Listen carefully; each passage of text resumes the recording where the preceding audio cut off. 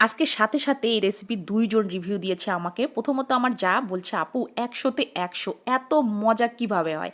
আর তারপরে দিয়েছে আমার ছোট বোন। আমার ছোট বোন বেড়াতে আসছে, সে বলতেছে, "আপু তোমার এখানে আসলে আমি নতুন, নতুন অনেক কিছু খেতে পারি। কিন্তু মাশাআল্লাহ কি বলবো, এই ভর্তা তো মানে কি বলবো মুখের মধ্যে লেগে আছে। কেমনে করছো তুমি?" তো ওদেরকে কেন একা বলবো? আমি তো করেছি আমার রান্নাঘরে। চলুন শেয়ার করি কি আমার ঘরের লোক আপনারা, তাই না? আপনাদের সঙ্গে শেয়ার করি। তো আসসালামু আলাইকুম, by the way this is me Angela স্মম, welcome back to my another video. তো চলুন আজকে আমি পেঁয়াজকলি এবং হচ্ছে ঢ্যাপ, আমাদের দিনাজপুরে কিন্তু ঢ্যাপ বলি, আপনারা পেঁয়াজকলি বলতে পারেন, কে কী নামে ডাকেন আমাকে অবশ্যই কমেন্টে জানাবেন। আমি কিন্তু পেঁয়াজকলি, যাই হোক আমি ঢ্যাপই বলি। তো এখানে ঢ্যাপগুলো এইভাবে আমি কেটে নিয়েছি। তো আমি কিন্তু এই ভর্তাটা যখন আমার চোখে পড়েছে, আমার বারবার মনটা চাইতেছিল কখন আমি এই ভর্তাটা খাবো, কখন আর করব। তারপরে পেঁয়াজ মানে ঢ্যাপটা এইভাবে কেটে কেটে নিয়ে আমি সিদ্ধ বসিয়ে দিয়েছি। খুব সামান্য পানি দিবেন, বেশি পানি দেওয়ার দরকার নাই। আর আমি এইভাবে আলু এবং টমেটোটা কেটে নিয়েছি, ওইদিকে সিদ্ধ হচ্ছে, তারপরে আমি এগুলো কেটে নিচ্ছি। আর আমাকে যে হেল্প করে আমাদের বাসায় আপা, সে বলতেছে, "আপনি একাই খাবেন, আমাকে দিবেন না?" তো সে আবার বলতেছে, "ঢ্যাপের ভর্তা এটা আবার কেমন?" আমি বললাম, "আচ্ছা আমি আপনার সঙ্গে শেয়ার করবো।" আর এই ভর্তা করার পরে মনে হয়েছে যে এত কম কেন করলাম, আরও কেন করি নাই। তো যাই হোক, ঢ্যাপটা আমি তুলে রেখেছি। এখানে আমি আলু আর টমেটোটা দিয়ে তেল এবং পানি দিয়ে এটাকে সিদ্ধ করে নিচ্ছি। সিদ্ধ মানে অনেক মানে একটু ভাজা ভাজাও করে নিব। আর আমি কিন্তু আলুটা এইভাবে গোল করে কেটে নিয়েছি। সাথে আপনারা কিন্তু চাইলে আপনাদের মতো করে কেটে নিতে পারেন।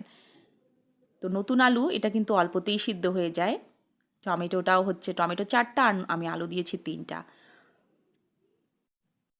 তো এই তো এখানে অনেকটা ভাজা ভাজা হয়ে গেছে। আমি যে প্রসেসে করতেছি আপনারা যদি একই প্রসেসে করেন, বিশ্বাস করেন আমি কথা দিচ্ছি, আপনারা এই শীতে কয়েকবার করে খাবেন এই ভর্তাটা এবং আমার কথা মনে করবেন যে না, আপুর ভিডিওটা দেখে অনেক উপকার হয়েছে। তো যাই হোক, এখানে আমার কিন্তু আলুটা অনেকটা সিদ্ধ হয়ে গেছে এবং এটাকে আমি ভাজা ভাজা করে নেব। অবশ্যই এখানে তেলটা দিবেন, আপনারা চাইলে সরিষার তেল দিতে পারেন, আমি সয়াবিন তেল দিয়েছি। তো আমার এখানে অনেকটা হয়ে গেছে। এখন আমি ওই যে ঢ্যাপটা সরিয়ে রেখেছিলাম সেটাই আমি দিচ্ছি। এই ঢ্যাপের মধ্যে যে পানিটা এখনও অবশিষ্ট রয়ে গেছে সেটাকে আমি মানে একদম শুকিয়ে নিব। তেলের মধ্যে একটু ভাজা ভাজা করে নিব।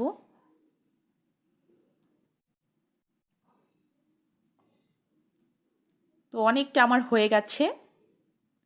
একটু নেড়েচেড়ে দিতে হবে, তা না হলে একদম কালো কালো হয়ে যাবে, দাগ বসে যাবে। তো আমি টমেটোটা সরিয়ে নিচ্ছি। তারপরে চলে যাচ্ছি, এই যে পেঁয়াজ দিয়ে দিয়েছি কয়েকটা, এটাকে আবার তেল দিয়ে আমি ভাজা ভাজা করে নিব। সাথে দিয়েছি কয়েকটা রসুন। তারপরে দিলাম কয়েকটা কাঁচামরিচ। অবশ্যই এখানে কিন্তু একটু ঝালের পরিমাণটা বাড়িয়ে দিবেন, কারণ ঢ্যাপটা বা পেঁয়াজ কলিটা খেতে কিন্তু মিষ্টি মিষ্টি লাগে। আর এখানে ঝাল মিষ্টি এত মজা ভর্তাটা খেতে। সাথে আমি কিন্তু কয়েকটা শুকনা মরিচ, মানে 3টা শুকনা মরিচ আর 5 থেকে 6টা আমি কাঁচামরিচ। এখনকার কাঁচামরিচে একদমই ঝাল লাগে না।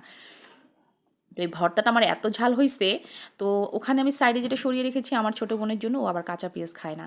তো আমি আবার পেঁয়াজ রসুন আর হচ্ছে ওই মরিচটা দিয়ে এটাকে ভালো করে মেখে মেখে নিয়েছি। সাথে কিন্তু আবার একটু কাঁচা পেঁয়াজও দিয়েছি। অবশ্যই এখানে কিন্তু কাঁচা পেঁয়াজটা দিবেন। একদম যদি সেমভাবে আপনারা করেন তাহলে আমি কথা দিচ্ছি আপনারা বারবার কিন্তু এটাকে খেতে চাবেন। তো এখন আমি সব কিছুকে একদম মেখে নিব। আমার যাকে দেওয়ার পরে সে বলতেছে, "আপু মানে ১০০-র মধ্যে ১০০।" আর গরম গরম ভাতের সঙ্গে একটু ভর্তা, হাতের মধ্যে লেগে লেগে আছে ভর্তা, সেটা দিয়ে ভাত খাবো না তা কী করে হয় বলেন তো? আলহামদুলিল্লাহ, এত মজা এত মজা, আপনারা না খাইলে বিশ্বাস করতে পারবেন না।